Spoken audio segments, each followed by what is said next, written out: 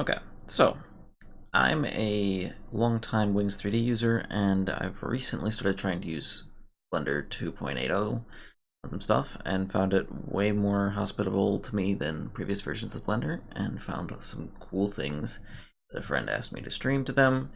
Uh, my ability to stream is garbage right now because of my internet connection, so I'm making a video instead to post, and maybe what I've got here will be useful to somebody too.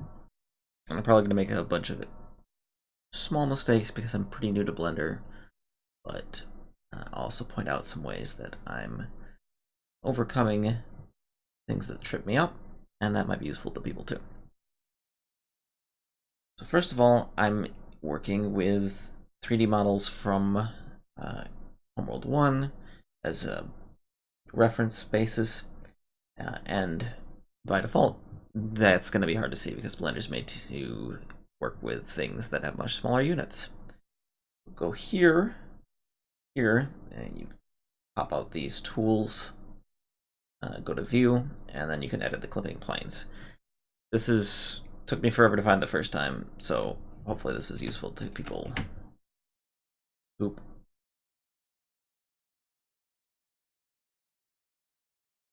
Awesome. Now we can see the whole ship. The ship is also too big because of other unit shenanigans. I'm going to go to edit mode and just select all and scale down from the 3D cursor, which should be at the 0 point. Yeah, 3D cursor is set to 0 right now. I'm going to scale.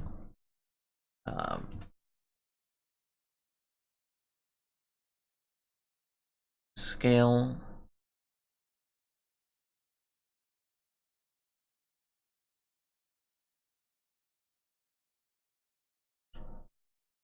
Now, a thing that I didn't realize for a while is that you can just start typing numbers when you're using the tool in Blender, and you can enter in specific values that way. It's really handy. That is something that I loved in Wings, is the ability to just do exact movements and scales, and couldn't figure out how to do in Blender for a while. You just start typing. It works. It's cool. So now I've got our reference ship.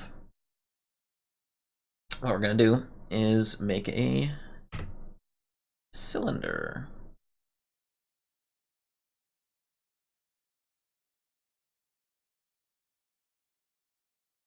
So the cylinder is tiny, but if we click here, we can actually open up properties for it.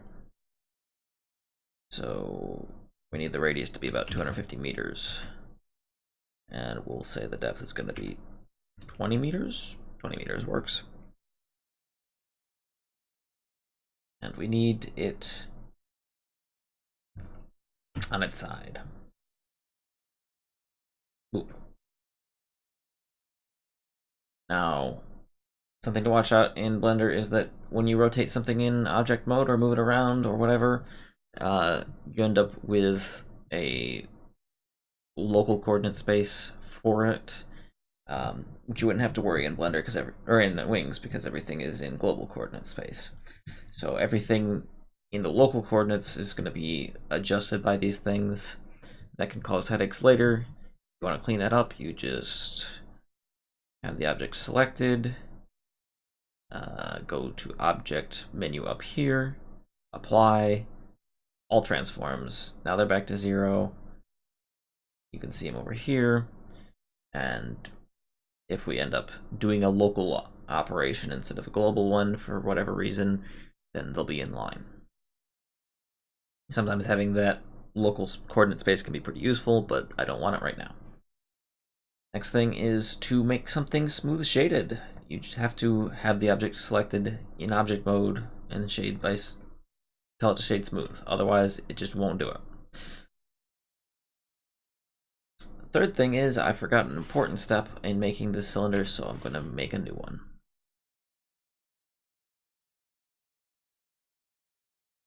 I only want this cylinder to have 8 faces.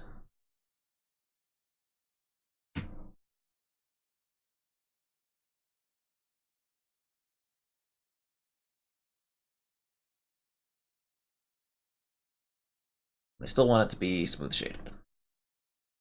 So why?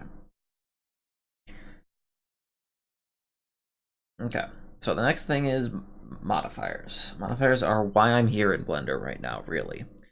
Uh, they let you add effects that change the geometry, sometimes in pretty dramatic ways, without changing what you're editing.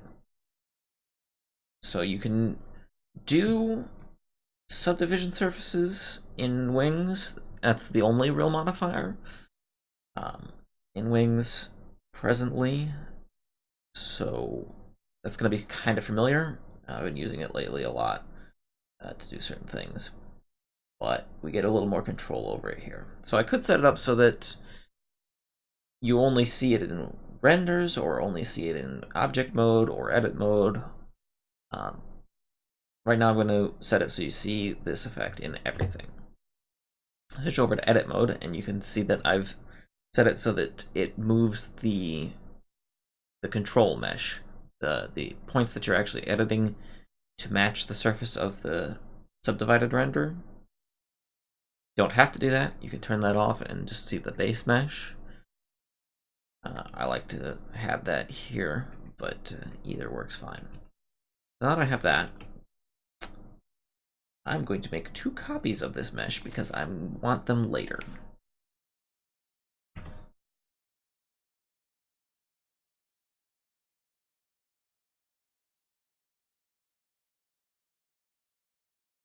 And then I'm going to make sure, absolutely sure, that I only have this one mesh selected. Otherwise, my life can become terrible. Go back to edit mode. And let's look at it along. Come on.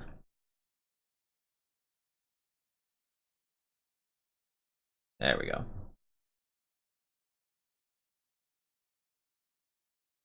Now, if I scale this up... Did I rotate it accidentally? Looks rotated.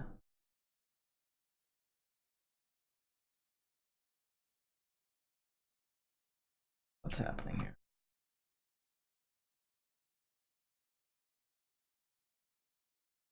I think I picked the wrong number of faces. Yeah, I picked the wrong... Start over.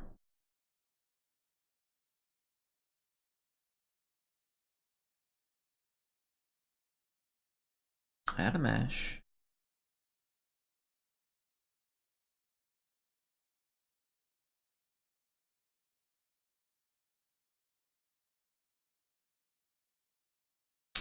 Oh no. I've accidentally, I think, switched camera modes.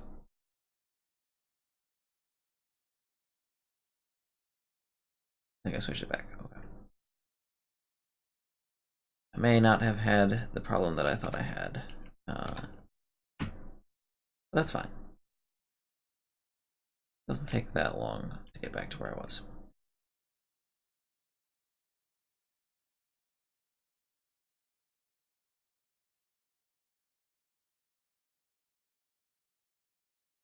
You can set different levels of quality for the subdivision for different contexts. I'm going to set it fairly high. That can be a problem later once detail gets more significant, but at the moment, not a big deal. If it becomes a problem, we can back off on it pretty easily.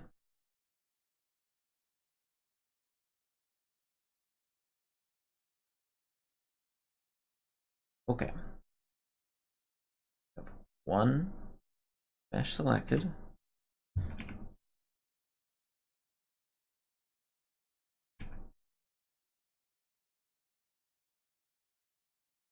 It is lined up on the axis, so far, whatever I screwed up last time, didn't do it this time.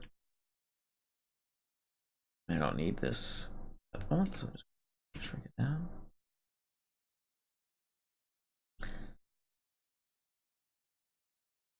And we move this up to correspond with here.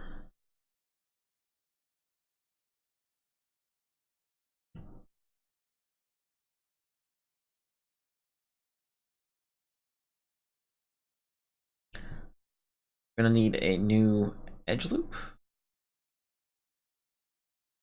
Just make a new one with loop cut.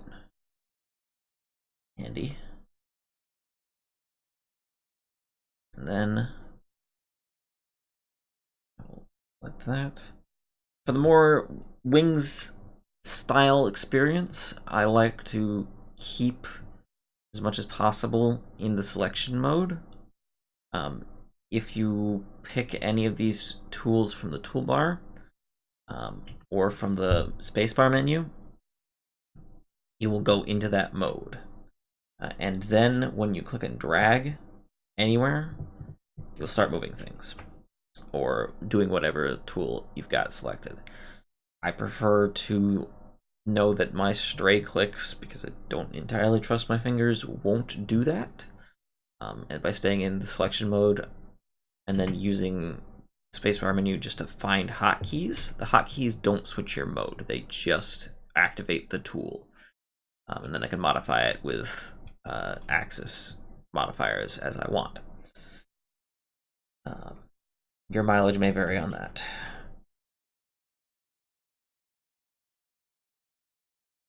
Alt-Z is the hotkey that toggles this semi-transparent mode on and off. There's probably more useful ways to deal with that as you get more comfortable with it. But here we go. So just by pulling forward this face and then scaling it down, and we need to be scaling from our selections median point at the moment. Scale that down. Move it forward just a little bit more.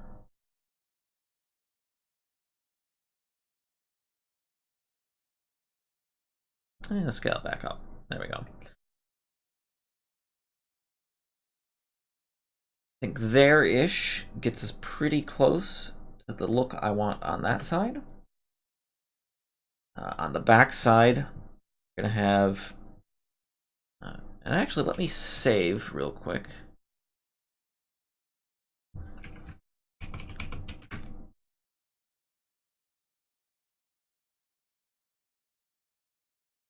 So that I have something to recover from if Blender crashes like the last time I attempted to make this video.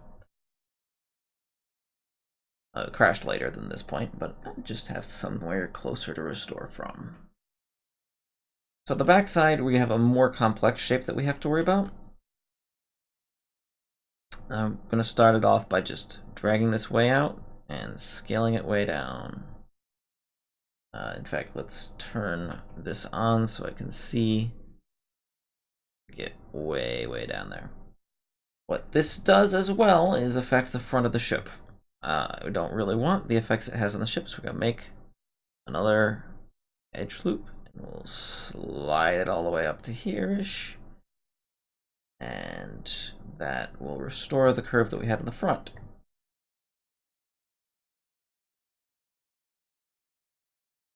We got a lot more steps to go on making the proper shape, so we'll get that guy going.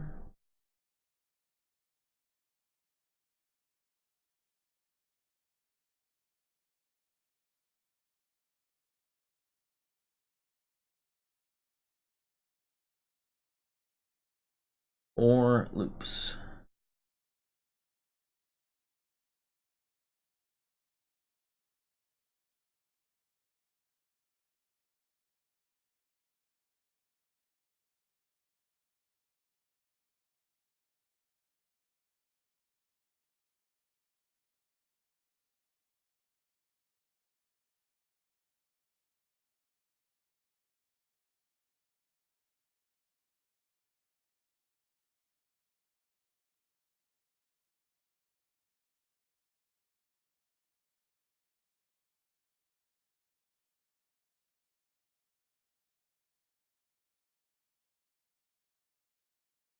So that gets us the big large scale features. Probably closer that we could get on the curve of the hull, but leave it there for now. Oh, the big thing that I am here for, reason that I was drawn back to Blender, is the ability to cut these bays into the hull without having to cut them into the mesh. So if I got the curve wrong, then cut the bays, and then wanted to adjust the curve, it'd be a hell of a lot more work to move things around on both sides, match the curve up. I've had to do things like that in the past. It's a nightmare. So how do we do that? Well, let's get us one of these. Only got this selected.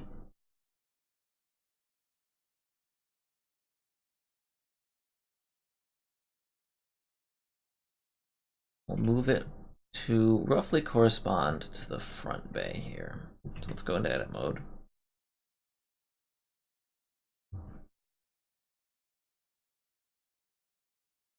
We'll frame are selected.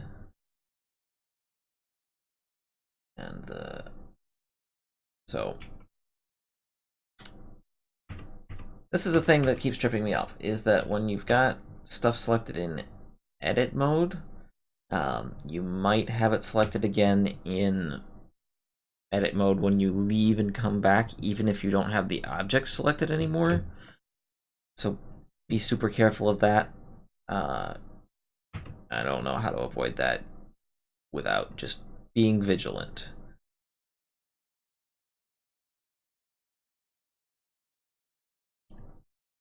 And make sure that I've got the other cylinder selected.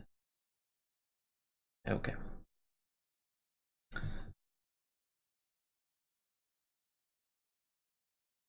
So now I've got that pleasantness sorted out.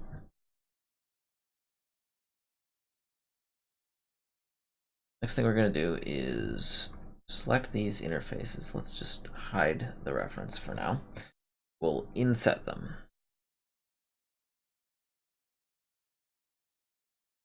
Inset being, what's the inset hotkey? It's I. Amazing.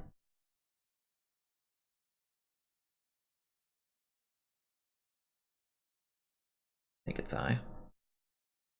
I think my fingers are on I. And they weren't. Now they are. Okay.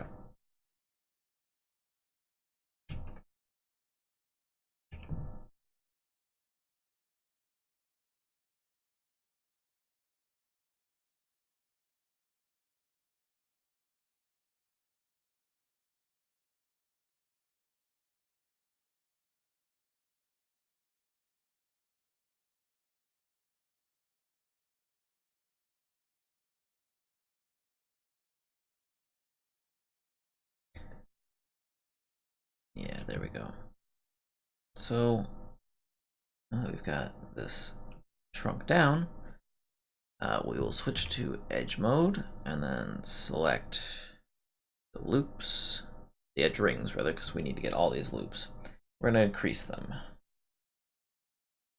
We're just going to hit 1 to increase them to the maximum. And then I'm going to turn this back on. And we'll switch to semi-transparent mode. I'm going to try to match those up to this central structure at the center of the base.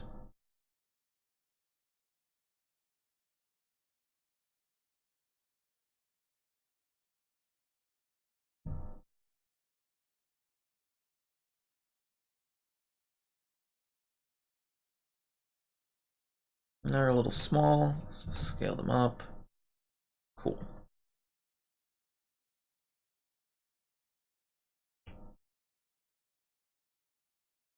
And then select the outside.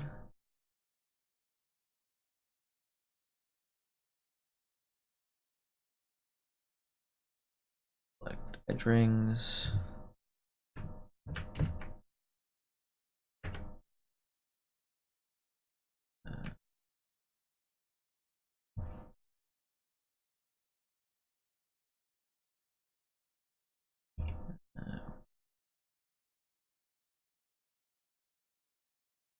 Switching between selection modes still slightly alien to me, and it occurs to me at the moment that I didn't even need to, because I would have been able to move them in that form.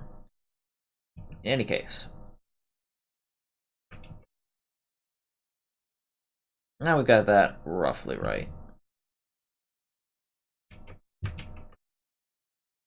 hit the wrong key, so we'll undo whatever it was I did. And that's pretty close to fine. It's, one more adjustment.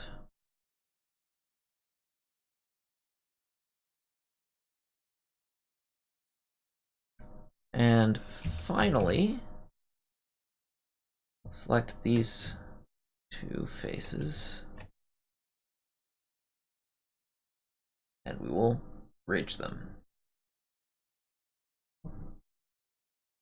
So if we turn the reference off, turn this back on, we've got this donut that roughly describes the volume of the bays. Now, if we go back to the hull, call this bay 1, and this hull. Now we're going to add a new modifier to the hull. We're going to add a Boolean.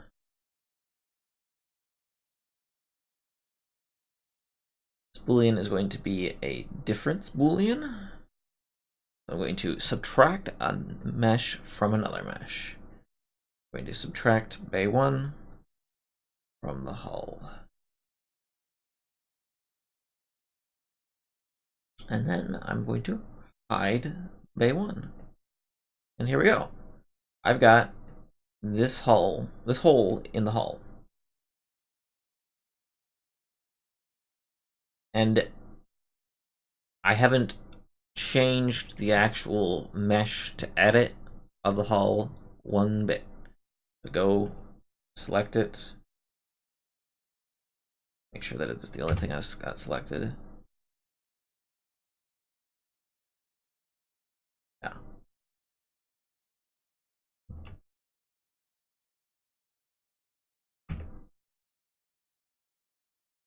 Go. If I go back in here and I go to edit mode, it's not there. The hole isn't there. And I can adjust or add to this geometry however I want. If I turn the bay back on, I want to adjust the bay. I've noticed something about it. I'm going to go in.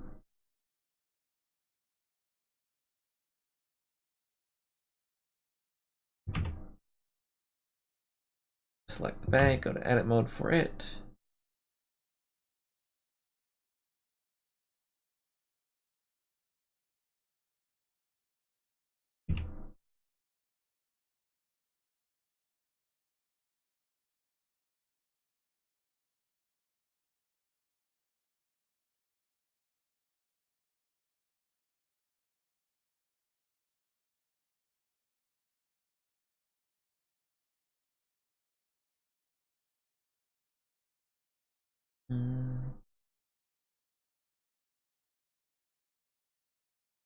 Let's see. What I want to do is I want to keep that moving past.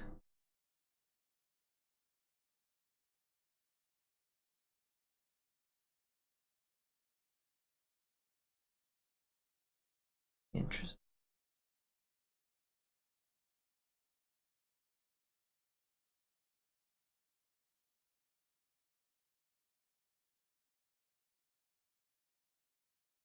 There we go. Now I've pushed that way out there.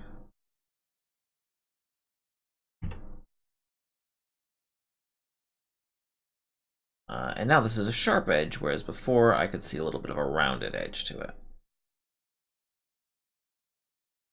But you can keep using these techniques to add the second bay, use other modifiers to do cool things. and that's why Blender is kind of cool. I spent a lot of time of my life not liking Blender, and it's strange to say that, but I think there's some good stuff I can do with it now.